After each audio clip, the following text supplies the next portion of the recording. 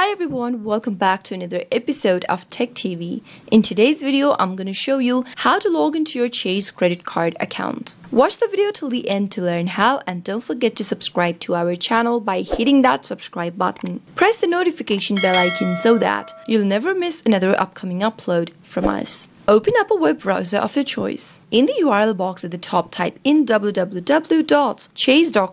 and press enter on your keyboard. From the official web page, click the sign in button on the right hand side of the screen, and in the sign in area, you'll need to type in your username and your password for your Chase.com account in order to get access to your credit card. So go ahead and type in your username in the first text box, head over to the next field where it says password and type in your password correct as well. You can double check your password by clicking on this little eye icon in the right corner, which will help you reveal your password. If you'd like the system to remember you, click on Remember Me box, and next time you try to log into your account, you won't have to type in your credentials again and again with this particular device. But make sure to leave it unchecked if you're using a public device or a shared device. If you don't remember your username or your password, click on Forgot Username/Password and follow the on-screen prompts.